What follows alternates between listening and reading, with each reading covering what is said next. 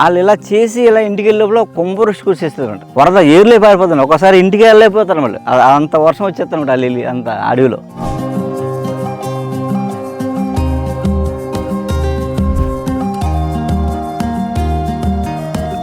ఇప్పుడు ఈ అమెజాన్లో చెక్ చేస్తారు, కొట్టేసి అమెజాన్లో ఆర్డర్ ఏమిస్తాడు, పాలు బోడిపళ్ళు ఎత్తాడు.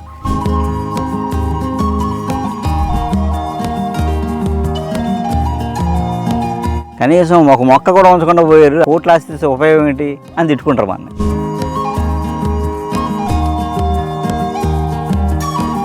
కర్ర బరువు ఎక్కువ, పగిలిపోదు, ఎంత దంచినా పగిలిపోదు, ఎండకి పగిలిపోదు.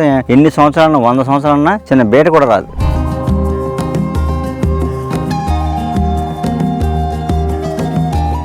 మనకు పాల చెట్లు చాలా ఉంటాయి, పొడిసిపాల, కొడిసిపాల, పొడుం పాల, అలా రకరకాల పాలు ఉంటాయి. ఇది పెద్ద పాలు అన్నమాట. ఈ పెద్ద పాలు ఏంటంటే ఇలా ఆకలిస్తే పాలు కారుతాయి, ఇలా పాలు వస్తాయి ఇలా.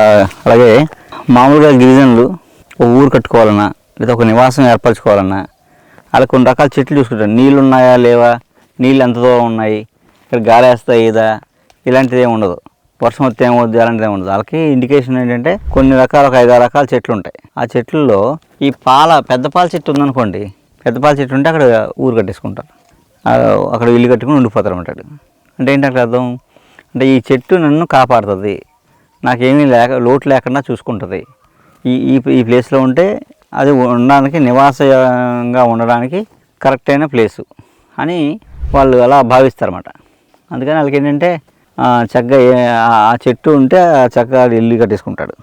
అందుకంటే ఆ చెట్టు దగ్గర ఉంటే ఆడికి ఏంటంటే ప్రకృతి వైపరీత్యంలో కూడా ఆడికి ఇబ్బంది ఉండదు. అందుకే పాలకర్ర పెళ్లి రాటకి పాలకర్ర వేయాలి. పాలకర్ర అంటే ఈ కర్రే యాక్చువల్. దీంతో రోకలు చేస్తారు. రోకలు ఎందుకు చేస్తారు, రోకలు ఈ కర్ర బరువు ఎక్కువ, పగిలిపోదు, ఎంత దంచినా పగిలిపోదు, ఎండకి పగిలిపోదు. ఎన్ని సంవత్సరాలన్నా 100 సంవత్సరాలన్నా చిన్న బేట కూడా రాదు ఈ పాలకర్రకి, బరువు ఉంటుంది. అందుకు దంచిని కరెక్ట్గా నలిగి ఆ పై పోవాల్సినంత పోయి పొర ఉండాల్సినంత ఉంటుంది బియ్యానికి, అలా ఉంటుంది అన్నమాట. అలాగే పందిరాట ఎందుకు వేస్తారు పెళ్ళికి, పందిరాట వేసాక అన్ని పనులు మొదలెడతారు, పసుపు కొట్టు ఇవన్నీ కూడా.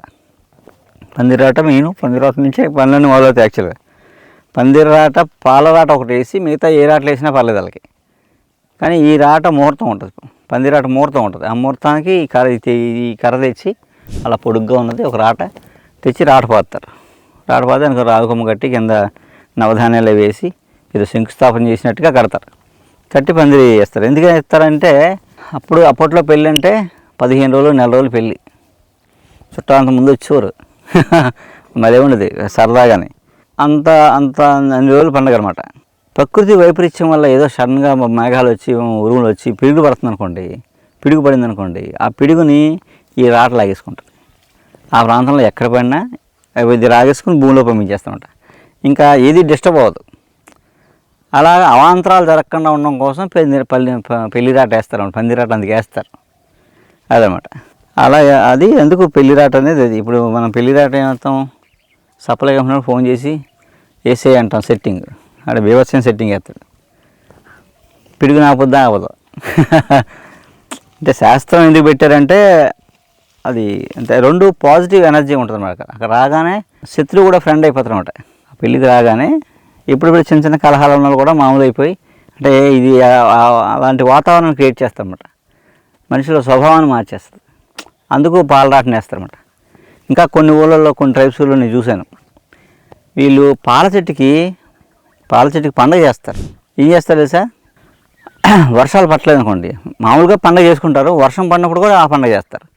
పండగ పద్ధతి ఏంటంటే ఈ పాల చెట్టుకి పైకి ఒకడు ఆ ఊళ్ళో ఒక నిష్టగా 3 రోజులు ఉపవాసం ఉంటాడు. ఉండి పాల చెట్టుకి వెళ్ళి ఒక జెండా కడతాడు. జెండా కట్టి ఆ 3 రోజులు ఉపవాసం ఉండి 3వ రోజు పాలు పెట్టుకొస్తారు. ఆవు పాలు కానీ మేకపాలు కానీ పట్టుకొచ్చి ఆ చెట్టు పైనుంచి అభిషేకం చేస్తారు. చేసి మళ్ళీ కింద పట్టుకుంటారు. అట్లని ఇలా పల్లెలు బేషన్లు పెడతారు. ఆ పాలు అందులో పడతాయి కొన్ని. ఆ పాలతోటి పాయసం వండుతారు. పాయసం వండి ఒక రాయి మీద అలా వంపుతారు అన్నమాట. వంపి దాని పేరు వరద పాయసం. వరద పాయసం అంటే పాయసం, మనం పాయసం అంటారు, పాయసం అంటారు. పాయసం అంటే పాయసం అనమాట. దాని పేరు వరద పాయసం. వరద అంటే వర్షం వచ్చి వరదలు వచ్చేయాలి కదా, వరదలు అంటాం కదా, వరద వాళ్ళు ఇలా చేసి ఇలా ఇంటికి వెళ్ళే లోపల కుంభవృష్టి కురిసేస్తుంది అనమాట.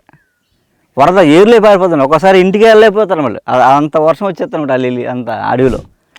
అలాగా వీళ్ళు అసలు ప్రకృతి నుంచి వాళ్ళు ఎంతో అద్భుతాలు చేసుకుంటారు ఉంటుంది. మనం వర్షం పడకపోతే అలా చూస్తుంటాం, మనకేం తెలియదు.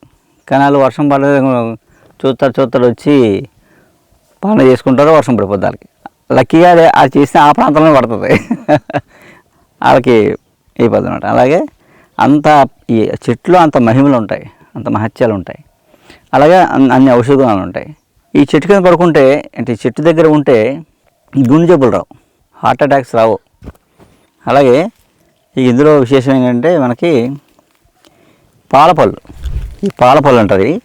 మనకి కరెక్ట్గా ఏప్రిల్లో మేకి మనకి మార్చి ఏప్రిల్ మే నెలలో పాలపళ్ళు ఉంటాయి ఫుల్గా. ఇప్పుడు మొగ్గలు ఇంతే చిన్న చిన్న లేత కాయలు వచ్చేసాయి. ఈ పళ్ళు అవుతాయి ఇంకొక నెలకి. పళ్ళు చాలా బాగుంటాయి, తినచ్చు.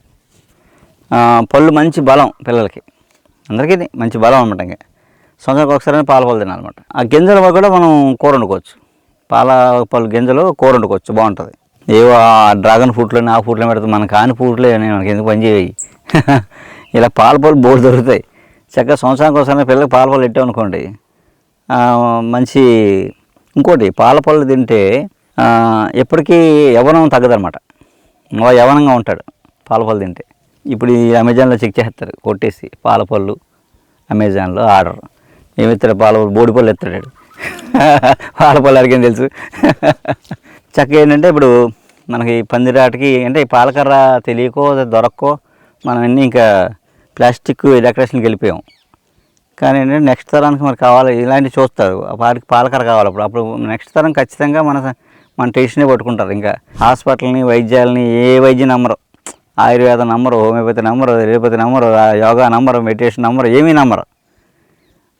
పాత 100 ఏళ్ళ క్రితం మా ముత్తాత ఎలా బతికాడు, ఏం చేశారు, పెళ్ళి అంటే ఏంటి, పెళ్ళి రాట అంటే ఏంటి, ఇవన్నీ ఇలాంటి వీడియోస్ దొరుకుతాయి వాళ్ళకి.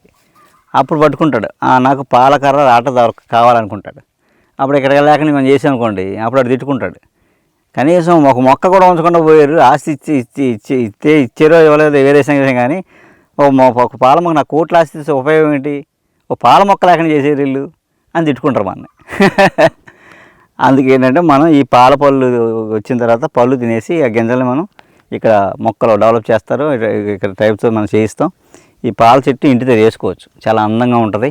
నీళ్ళు పోయక్కర్లేదు, మీరేం సేవ చేయక్కర్లేదు, అందంగా ఉంటుంది. ఎప్పుడైనా మనం ఊరికో చెట్టు ఉందనుకోండి, ఎవరికైనా ఇవ్వచ్చు అనమాట. అలాగా పాలపళ్ళు అందరం తినచ్చు. అందుకని ఇలా మనం మన శాస్త్రంలో ఏవైతే ఉన్నాయో వాటిని మనం బతికించుకొని వాటిని రక్షించి నెక్స్ట్ తరానికి మనం అందిస్తే అదే మన పర్పస్. అంతకు మించిన పర్పస్ ఏం లేదు, భూమికి వచ్చి ఉద్ధరించేది ఏం లేదు మనం. నమస్కారం.